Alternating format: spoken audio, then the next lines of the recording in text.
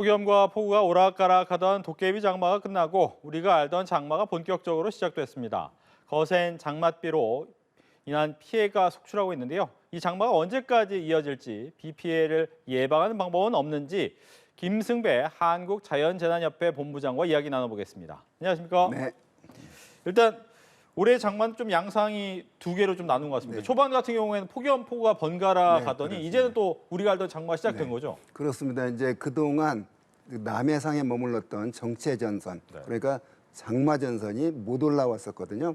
대신 장마전선이 밑에 있는데 내륙에서는 어떤 일이 있었냐면 상층으로 찬 공기가 계속 내려오면서 대기가 매우 불안정했습니다. 그래서 비가 오는 지역은 오고 비가 안 오는 지역은 이제 무덥고 이런 날씨가 이어졌는데, 그래서 여기에 비가 왔다 또 여기에 비가 왔다 그래서 그거 모양을 보고 도깨비 같다 그래서 도깨비 장마, 뭐 홍길동 장마 이렇게 말을 하던데, 네. 13일부터 그 정체전선이 우리나라 중부지방에 걸치면서 이제 우리가 말하는 본격적인 그런 전형적인 정체전선상에서 많은 비가 내리는 현상이 앞으로 적어도 한 일주일간은 지속될 것으로 보입니다. 예.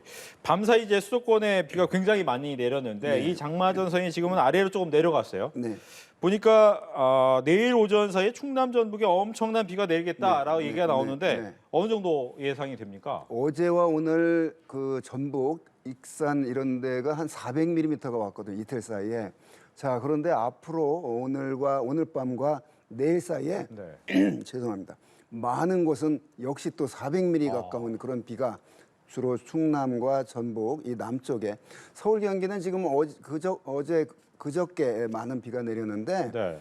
좀 소강 상태 들고, 이제 이 전선면이 어디에 놓이느냐에 따라서 이제 그 지역에 많은 비가 내리게 되는데, 네. 남북으로 오르내리면서 어디나 할 것 없이 우리나라 서울도 지금 멈춰 있지만 또 내일 모레 사이에 그런 그 장마전선 영향권에 들면 또 많은 비가 올 가능성이 있습니다. 네. 보통 이제 장마 때 나오는 얘기가 뭐 집중호우, 뭐 울폭탄 이런 얘기 나오는데 이번에는 극한호우라는 단어가 네. 등장을 했어요. 네. 이거 어떤 단어입니까? 네, 저도 올해 이제 처음 듣는데요. 이 용어에 호라는 말에 굉장히 강한 비가 의미가 담겨 있는데 그걸 또 한 번 더 강조를 했거든요. 극한호우.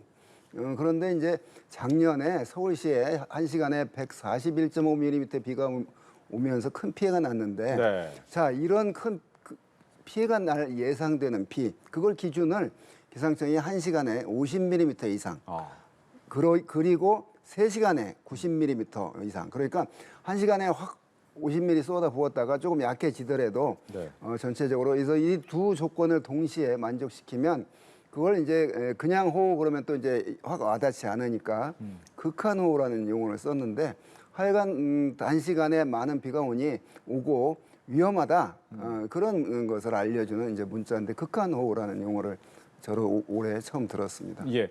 보통 이제 많은 분들이 몇 미리 하면 감이 안 올 텐데 50mm 정도 하면 앞이 안 보여야 된다. 이 정도 되는 겁니까? 그렇습니다. 그러니까 이제 강수량이 1시간에 한 30mm 정도 오면 네. 침수 피해가 발생할 수 있는 정도의 강수량이거든요.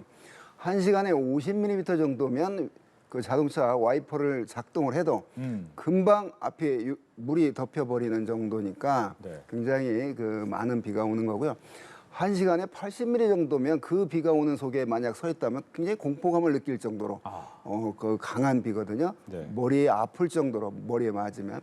그런데 작년에 서울에 141.5mm 내렸으니까 넘칠 수밖에 없죠. 네. 올해는 아직 이 장마 기간 동안에 작년에 내린 그 1시간에 140mm 이상의 그런 그 강수는 아직 기록은 못했습니다. 네. 일단 비 피해가 적어야 될 텐데 네. 비가 갑자기 많이 온다. 어떻게 대처를 해야 됩니까? 그 비가 올 때 많이 와서 생기는 피해들이 다 침수 피해거든요. 그냥 넘치거나 그래서 또 거기에 휩쓸려 간다거나 이런 그 피해이기 때문에 네. 비가 많이 온다. 그다음에 내가 있는 지역이 낮은 지역이다. 만약에 비가 많이 온다는 호우특보 내려지고 실제 또 많이 오는 지역에 강하천에 있는 분들은 당연히 그 여름에 야영 갔다가 있으면 안 되죠. 그렇죠. 그래서 이제 당연히 철수를 해야 되고요. 그 다음에 생기는 문제들이 다 저지대 침수 지역들, 지하 주차장에 물이 막 차 들어가는데 차를 뺀다고 들어가서 또 휩쓸려 간대요. 이 물로 인한 사고들은 그 우리가 뉴스에서 보지만 그 일순간 순간적으로 딱 벌어지는 일이거든요. 그래서 그런 또 어떤 마음가짐을 상당히 가져야 될 것 같습니다. 그러니까 많은 비가 오고 있다. 지금 내가 있는 지역에서는 많이 안 오더라도 네. 특히 강 하천 주변에 상류에서는 많은 비가 오면 그게 한 3시간 전에 상류에서 많이 오면 여기는 비가 안 왔거든요. 그렇죠. 갑자기 물이 올라가고 그래서 휩쓸려 갈 수가 있기 때문에 또 지금 여러 날 비가 내리면서 아마 홍수 조절을 위해서 댐을 연 지역들이 있습니다. 그렇죠. 그런데 이 밑에는 지금 물이 낮은데 그 하천이 자, 댐 개방했다 이런 정보들을 수시로 계속 하여튼 비가 많이 올 때는 듣고 있다가 댐에 방류했다 그러면 아 내가 있는 지역에 상류가 그 댐이 있다 그러면 금방 물이 불어날 수 있기 때문에 이제 그런 면들 조심해야 되겠고요. 또 감전 사고 조심해야 되겠고 산사태, 낙석, 옹벽 무너지는 거 이런 것들이 비가 많이 올 때 생기는 어떤 그런 피해들이기 때문에 그 항상 주변을 잘 한번 살펴보고 마음가짐을 대비를 해야 된다고 봅니다. 예. 이제 오후 들면서 서울 지역에는 빗줄기가 조금은 약해졌는데 뭐 앞서 말씀하셨다시피 장마전선의 위치에 따라서 네. 조금은 더 영향을 받을 수 있다. 네. 혹시 수도권의 주말의 날씨는 어떻습니까? 그렇습니다. 오늘이 금요일인데요. 오늘 밤과 내일 오전은 주로 충청도와 전라도 이 남쪽 지방에 많은 비가 올 것으로 예상이 됩니다. 어제와 오늘 많은 비가 내렸거든요. 네. 그래서 이 주변에 있는 그런 어떤 그 에너지들이 다 이제 비로소 소모가 됐는데 다시 지금 중국 대륙으로부터 그 위성 영상을 보면 계속해서 고온다습한 수증기들이 쭉 그 전선을 따라 공급이 되고 있거든요. 네. 그러면 이게 이제 역시 상층으로는 또 찬 공기가 내려오고 이러니까 그렇게 전선면에서 대기가 불안정하면 대륙 구름이 발달하게 되고 그게 어디에 놓일 것인가는 컴퓨터도 알지 못하거든요. 매우 좁은 지역이기 때문에 다만 이 남북으로 우리나라 중부 서울 수도권에서 저 남해안까지 그렇게 먼 거리가 아닌데 네. 그게 어디에 놓이냐에 따라서 이제 강수량이 확 달라지기 때문에 서울의 절대 수도권에 이번 주말에 비 안 온다 뭐 이렇게 말할 수 없죠. 그런 조건 속에 다 들어 있는 것이죠. 네. 예. 그렇다면 이제 계속해서 이 수증기가 유입되고 있으면 네. 언제까지 이 장마는 유지가 될 수 있습니까? 그게 그 정체 전선의 어떤 그 소멸과 관계가 되는데요. 네. 지금 보면 오늘이 14일인데 다음 주 후반까지 그러니까 20일 이 정도까지는 이 정체 전선이 계속 오르락 내리락 하면서 많은 비가 내릴 것으로 전망이 됩니다.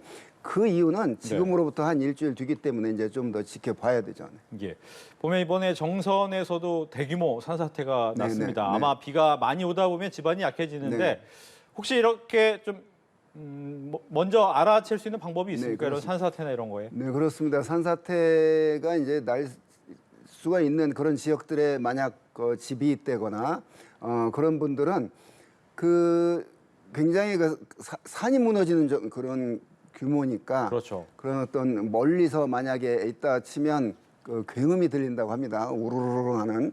그다음에 가까이 있는 산에서 만약에 그 나무가 이렇게 뭐 기울어진다거나 그 산에 박혀 있는 전봇대가 기울어진다거나 그다음에 갑자기 물이 솟아오른다거나 그다음에 뭐 우물물이 갑자기 물이 안 없어진다거나 이러면은 그 집안에서 문제가 생겼다는 뜻이거든요. 네. 그래서 그런 전조 현상을 잘 유심히 살펴서 그 산사태 피해가 없도록 해야 되겠습니다. 그러니까 우선 내가 있는 지역이 최근에 그 산을 어떤 허물었는지 그 인간이 손을 댔는지 이런 것들을 좀 면밀히 따져봐야 될 것 같습니다. 알겠습니다.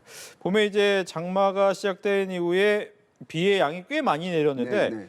평년보다도 훨씬 많고 그렇습니다. 1년 강수량의 절반이 넘었다 이런 얘기가 나오는데 좀 강수량이 좀 몰리는 이유가 있습니까? 그렇습니다. 6월 25일 장마가 시작된 이후 네. 한 200에서 많은 곳은 저 광주 같은 경우 600mm 그러니까 1년에 우리나라가 한 강수량이 1200에서 한 1400mm 정도 되거든요. 그럼 1년 내릴 것이 오늘이 장마 시작된 20일째인데 네. 반절 정도가 내렸다고 얘기고 대부분 어디 한 30% 정도가 내렸거든요. 네. 그래서 집안이 이제 굉장히 물이 많이 있는 상태이기 때문에 앞으로 한 일주일여 한 여기서 100에서 200mm 정도가 더 오면 이제 그런 산사태 발생 가능성이 그래서 이제 높다는 의미고요. 자, 이런 상태이기 때문에 그런 어떤 그 무너지는 피해들, 침수되는 피해들 이런 가능성이 있고. 그래서 올해 장마 특징을 보면 그 전체적으로 뭐 작년에는 중부에 비가 많이 오고 남부에 장마 때 비가 오지 않았거든요. 네. 그래서 그 3월, 4월 그 제한급수 할 정도로 물이 부족했는데 남쪽에 올해는 뭐 이제 어찌됐건 장마가 주는 그런 어떤 그 피해도 있지만 수자원 공급, 물 공급이거든요. 네. 그래서 하여간 피해 없도록 잘 해야 되겠고 이 올해 그 특징을 보면 어찌됐건 전국에 골고루 많은 비를 뿌리고 있습니다. 네. 네. 말씀하신 것처럼 이제 골고루 전반적으로는 결과적으로 네, 골고루가 네. 되는데 내릴 때 보면 한 곳에 집중적으로 그렇습니다. 내리잖아요. 네. 이유가 있습니까? 우리나라를 전체 비구름이 덮어서 그 골고루 이렇게 내릴 수는 없거든요. 강력한 굉장히 규모가 큰 태풍 정도가 와서 네. 우리나라를 덮고 지나간다거나 이러면은 전국 규모의 강수가 나타나지만 지금과 같은 어떤 여름철 그 대기 불안정에 의한 그런 그 비구름들은 그 비구름의 범위가 길어봐야 한 직경이 20-30km 정도밖에 되지 않거든요. 네. 그렇기 때문에 어디 쏟아붓고 어디는 비가 안 오고 이제 이런 것들이 올해는 여러 군데 골고루 다 내리면서 비교적 골고루 이제 비가 내린 그런 사태고 여름철 비 강수 우리나라 강수 특징은 늘 이런 식으로 국지적으로 네. 큰 강수량 편차를 보이는 게 뭐 어제 오늘 일은 아닙니다. 다만 최근에 지구 온난화로 그런 그 발생 빈도가 이제 더 많아졌다 이제 이렇게 볼 수 있습니다. 예. 기후 온난화 얘기하니까 이제 여름 더위도 걱정이 되는데 장마 끝나면 무더위 시작이잖아요. 네, 그렇습니다. 올해 얼마나 덥습니까? 그렇습니다. 일본은 지금 그 장마전선에서 약간 벗어났거든요. 그러니까 바로 북태평양 고기압 덮이니까 지금 일본에서 최고 기록을 깼는데 최근에 39.1도까지 올라갔거든요. 예, 그래서 우리나라도 이제 장마전선이 저 북한 또 중국 북쪽으로 올라가서 물러나면 그 고온다습한 북태평양 고기압 세력에 덮이게 됩니다. 그러면 우리가 겪는 알고 있는 전형적인 여름 날씨 땡볕에 그 기온이 많이 올라가는데 저는 개인적으로 올 여름에 지난 2018년도에 깼던 우리나라의 최고 기온 41도를 깨지는 못할 것으로 보입니다. 그다음에 서울이 그때 39.6도인가를 기록했거든요. 자, 이런 정도의 규모의 어떤 강한 그런 어떤 극렬한 더위는 예상이 안 되지만 전체적으로 우리가 말하는 폭염 일수 33도 이상인 일수 그다음에 장마 끝나고 나면 이제 밤 기온이 크게 떨어지지 않는 그런 열대야가 이제 지속이 될 텐데 전체적으로 올여름 다 지나고 나서 보면 역시 폭염 일수와 열대야 일수는 이제 평년값보다 더 많을 것은 분명합니다. 그게 이제 큰 지구 온난화, 지구가 따뜻해지고 있는 그런 틀 속에서 우리나라도 뭐 벗어날 수 없기 때문에 더 그렇고 많이 거론됐던 그 엘니뇨 현상, 이 우리나라 이번 그 여름에 엘니뇨 현상 때문에 뭐 그 비가 많이 온다거나 뭐 기온이 더 이런다거나 이렇게 보기는 좀 어려울 것 같습니다. 네. 알겠습니다. 이렇게 해서 김승배 한국자연재난협회 본부장과 이야기 나눠봤습니다. 오늘 얘기 잘 들었습니다. 네.